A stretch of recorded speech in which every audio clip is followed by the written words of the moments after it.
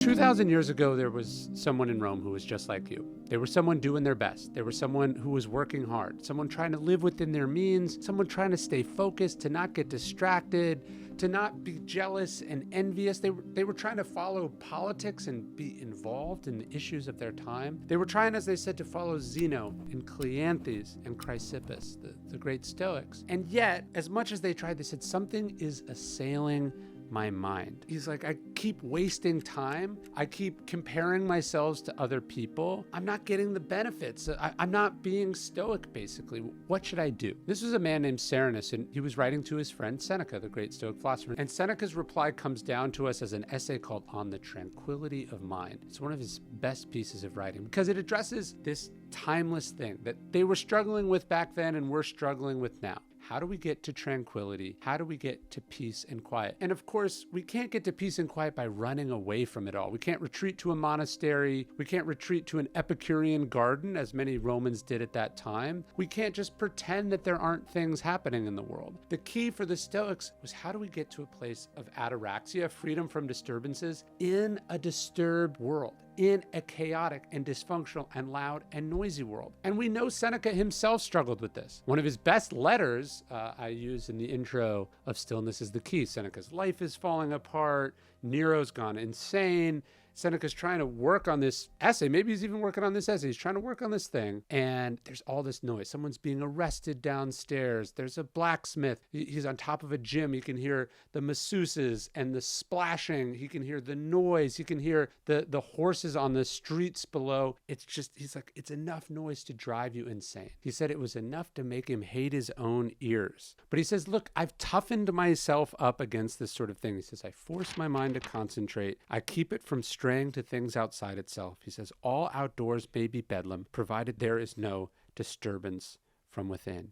He says, you can get to a place where no noise reaches you, no word shakes you out of yourself, whether it's flattery or a threat, and you can focus on what you need to do. To him, that was tranquility. So this is what the Stoics are working on, and this is what we're going to talk about today, what Seneca can teach us about tranquility. Now, first off, let's talk about some definitions here. My favorite definition of tranquility, Seneca uses this word euthymia, and he says euthymia is a sense of the path that you're on, and he says it's not being distracted by the paths that crisscross yours. He says especially the footprints of those who are hopelessly lost. So remember, a lot of what distracts us, a lot of what disturbs us from our tranquility is not literal noise. It's not the pinging of our phone. It's when we pull up the phone and we see what other people are doing. We have that FOMO, or we have jealousy, or we feel inadequate that we're not accomplishing and achieving the way that they are. Because what we're forgetting is the path that we're on. We forget what we're trying to do. We forget what's important to us. It is important that we don't see Stoicism as an escape. Seneca opens the essay by talking about people who flee the noise and busyness of the world, some sort of retreat. He says, someone says, let's go here, let's go here, let's go there. They're from one far-flung exotic destination to the next. He says they make one journey after another and change spectacle for spectacle. He says, he's quoting the poet Lucretius, he says, thus each man ever flees himself. But we never flee ourselves, right? Because wherever we go, there we are. He says he pursues and dogs himself as his own most tedious companion. And so we must realize that our difficulty is not the fault of the place, but ourselves. So basically, Seneca is saying that tranquility is a frame of mind. It's not eliminating all the things that rattle us, but cultivating a kind of fortitude, a sense of self, a mission, the ability to tune out certain things while we're in the scrum of it. Marcus Aurelius in Meditations talks about retreating into oneself. He says you don't need to run away from things to get away from them.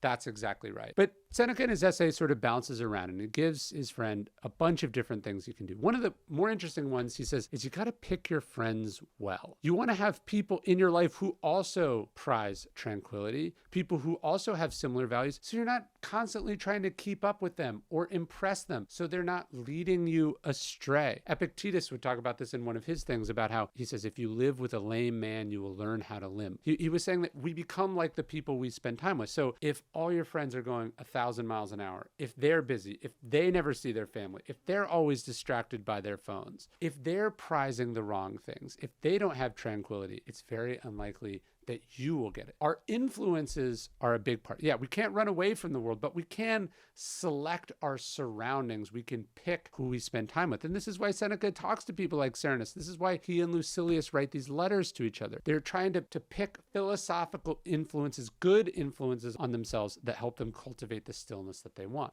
Speaking of influences, he specifically points out a type of person who is prominent in Rome. You probably know one like this today. He says, if you were to catch them coming out of their house in the morning, they'd seem very busy. They'd seem very intent. You go, so what are you doing today? What do you got?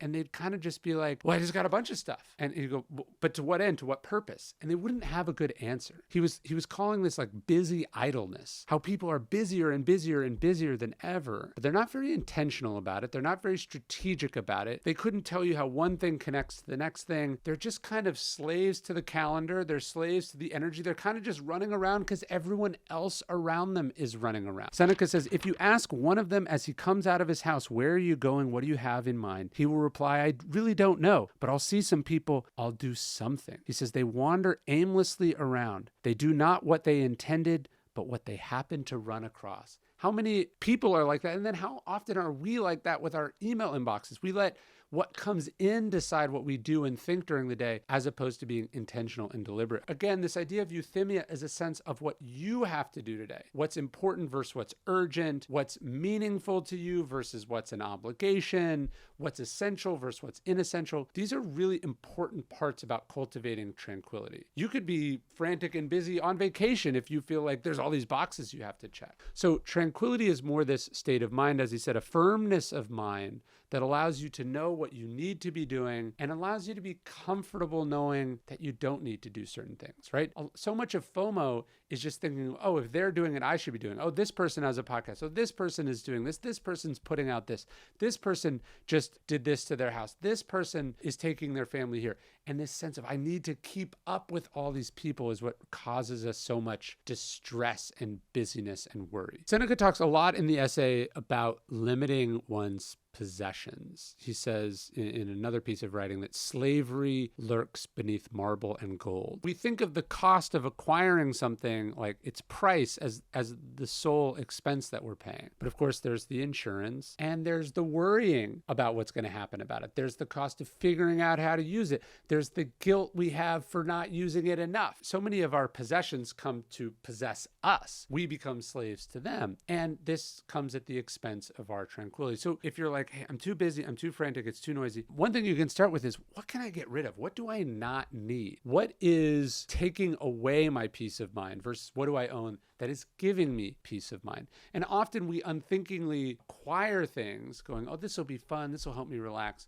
when in fact it does the exact opposite. And Seneca even talks about Zeno, the founder of Stoicism, who, as we talked about before, loses everything in a shipwreck. He says, when a shipwreck was reported and he heard that all his possessions had sunk, our founder Zeno said, fortune bids me to be a less encumbered philosopher. His point was that as a Stoic, Zeno sees that actually having less is the way to be more philosophical and, of course, more tranquil. Let us turn to private possessions, the greatest source of human misery. He says that more than death and illness and fears and desires, he says the evil that money brings us far outweighs the others. And Seneca, a lover of books and ideas, takes pains to point out that this can do it too. He's basically talking about our information diet. If you're being besieged with information, if you have this huge stack of books next to you that you feel guilty for not reading, if he was talking today, he'd talk about if you've got all these news alerts on your phone, you've got these articles that you feel you need to read, if you're following everything that's happening in real time, of course you're going to feel frantic and stressed out. Seneca talks about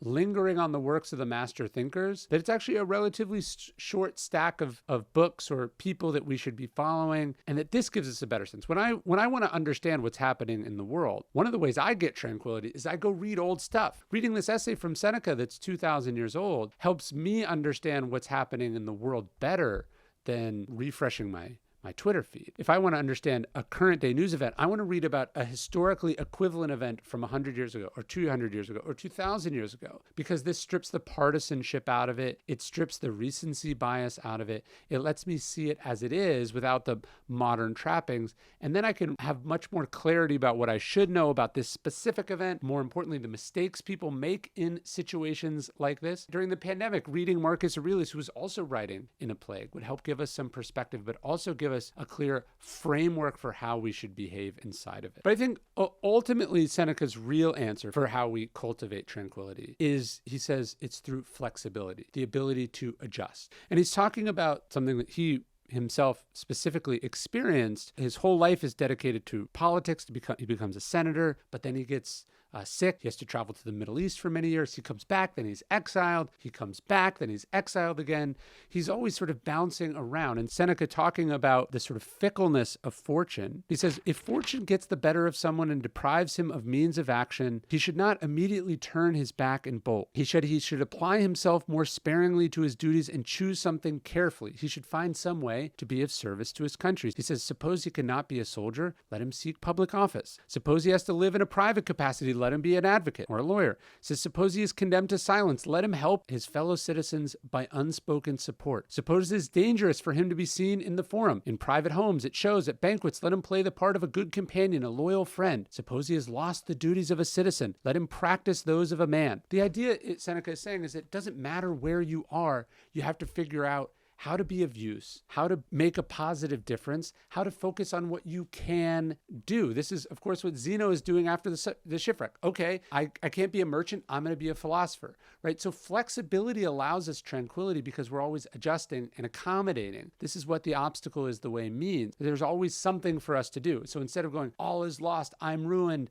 this thing was taken from me, we have tranquility because we go, okay, thank you, next. Seneca specifically points out, it's like, if you think today is bad, if you think even Rome was bad, Seneca says, can you find a more wretched city than Athens, which was being torn apart by the 30 tyrants? Having killed 1,300 of their best citizens, they did not stop at that, but their very savagery spurned itself on. There was no hope of liberty, there was no hope of justice, there was no hope of freedom, and yet, he says, and yet Socrates was in the thick of it. He comforted the gloomy city fathers, encouraged those who were despairing of the state, reproached the rich who now feared their own wealth. To those willing to imitate him, he was a walking inspiration as he moved about, a free spirit among 30 masters. The point is that even in the midst of the craziness of then tyrannical Athens, Socrates was of use. Socrates was himself. Socrates was good. He was tranquil. He focused on what he was in his control. This is why Socrates was the hero of the Stoics. So in our own tumultuous, stressful, strange times, tranquility then is this sense of who you are, what you're supposed to be doing. Sure, it's eliminating some needless distractions. It's finding the right influences. It's getting rid of unnecessary or cumbersome possessions. It's winnowing our information diet. But mostly, it's just doing what we're supposed to do. It's doing what we can do. It's focusing on what's in our control. It's doing the right thing. When you do what's right, when you focus what's in your control, no one is saying you're guaranteed to be successful, but at least you will be present.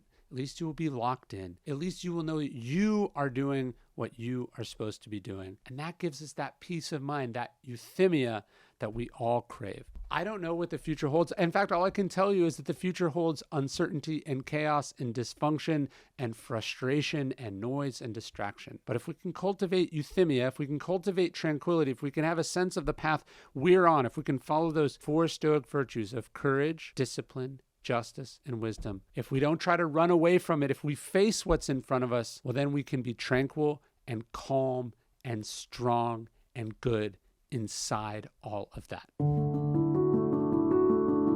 Seneca said that philosophy was about acquiring one thing a day, one quote, one idea, one insight, one story. That's what we do every single day with the Daily Stoic email. You can sign up totally for free at dailystoic.com/email. Join more than 350,000 people from all over the world who are studying philosophy. Love to have you, dailystoic.com/email.